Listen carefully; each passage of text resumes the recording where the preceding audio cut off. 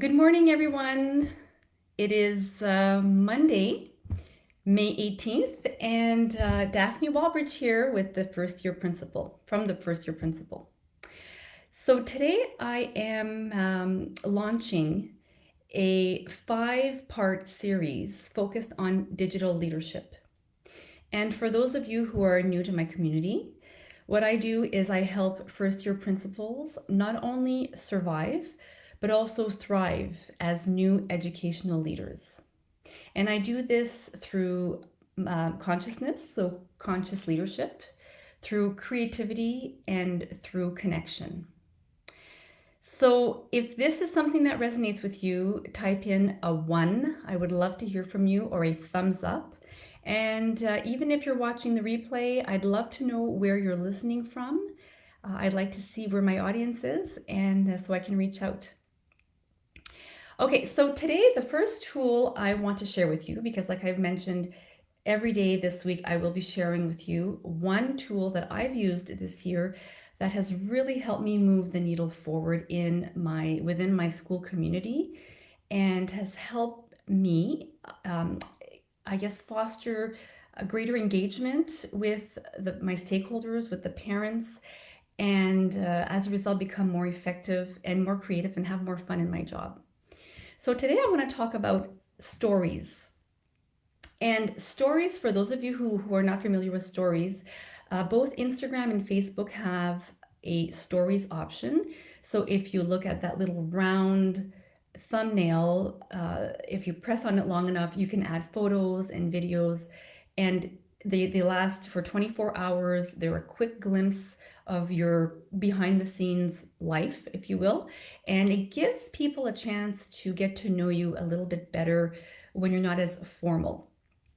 And when I started off this year as a principal, I wanted to be involved in the school's daily events. I wanted to be part of the school's fabric, not only be in my office, to meet students in case they made poor choices, but I really wanted to be part of the fabric. And I knew that posting official posts would take up a lot of my time. So I slowly decided to kind of walk around and knock on the doors and enter the classrooms while the kids were working, not while there was teaching, but while they were working at doing crafts and writing and cutting and doing their thing.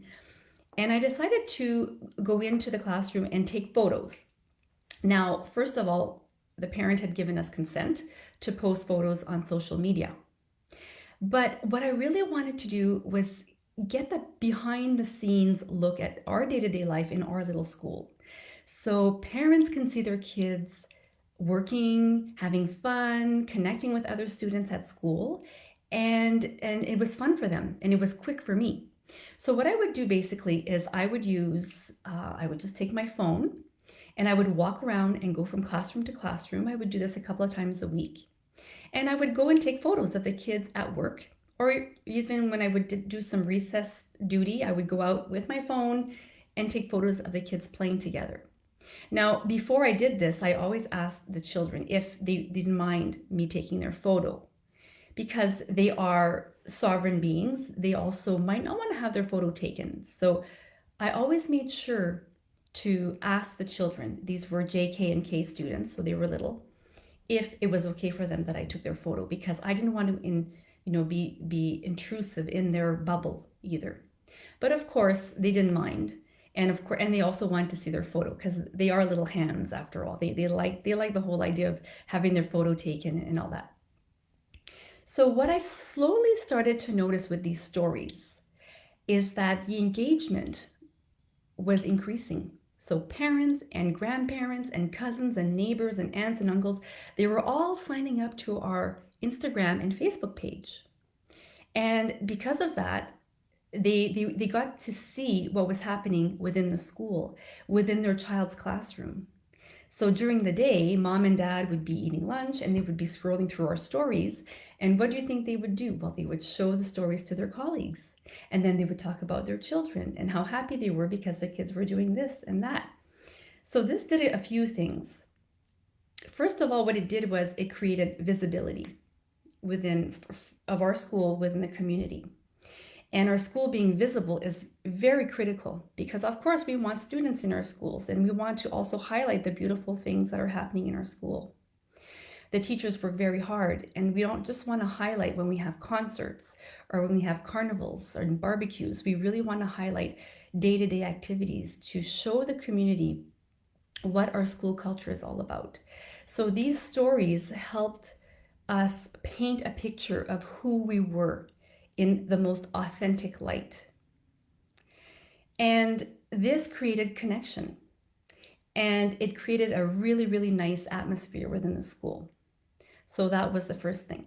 The next thing as a leader is when you're walking around, which you should be doing all the time anyway. So you're walking around to, greet students, to talk to personnel.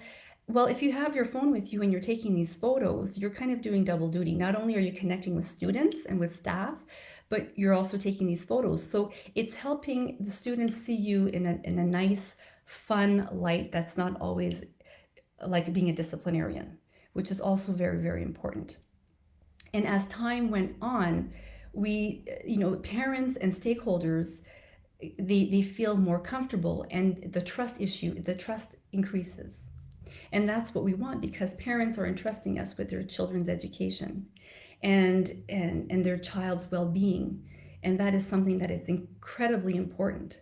So when they see their kids having fun, what this also does is that when the child comes home at night, the parent has something to talk to them with. They can talk about, gee, I saw you working on this craft in class. Tell me more about that. Instead of just asking these general questions like, how was your day? Now the parent actually has something to talk about with their child, something specific.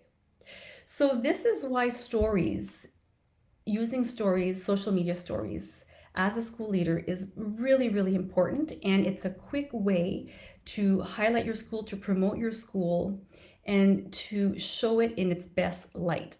So if this is something that resonates with you, if this is something that you can see doing in your school, I'd like to just get a thumbs up or even a comment to see how this relates, because it's really what I found.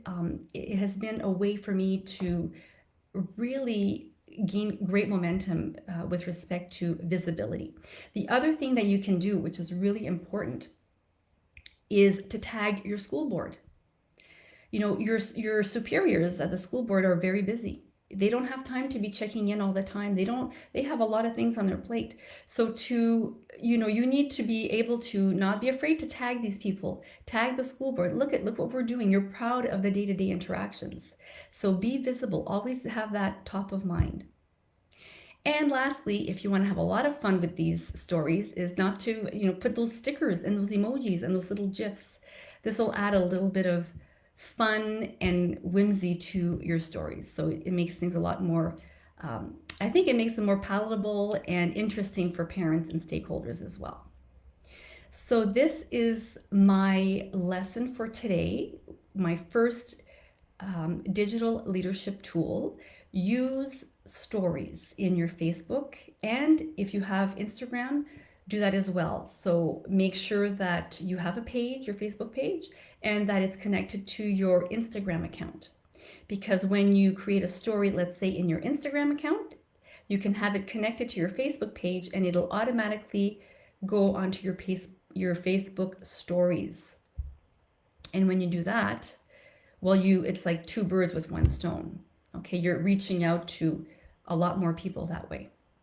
I can't tell you how many parents and grandparents and retired principals and colleagues that have come up to us and said, we see what you're doing in your school. We see the fun they're having, the smiles on the kids' faces. They love authentic photos. They love seeing the beautiful faces of the kids working and having fun. It creates a lot of joy. And that's what we want. And this, by the way, this strategy also works at all levels. It could be elementary and high school level. So one thing as a leader that I would recommend is to let your staff know right from the start that you will be walking around the school, you'll have your camera in hand, your phone, and you'll knock on the door when it seems convenient to the class to connect with the kids and to take photos. because you want to keep that momentum, that publicity, that visibility going. Okay. And lastly, this is another point that's very important. It makes your staff comfortable. It makes you coming into the classroom not as threatening.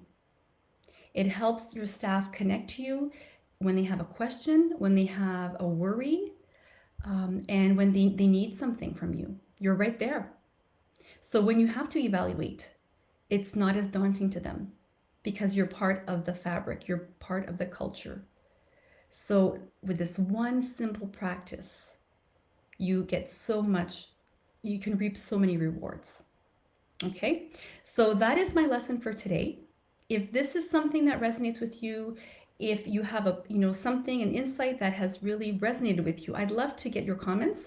Even if you're watching the replay, I know it's early Monday morning on a long weekend, but I'm a morning person, so feel free to leave a comment. I'd love to keep talking with you online. I will be checking later on.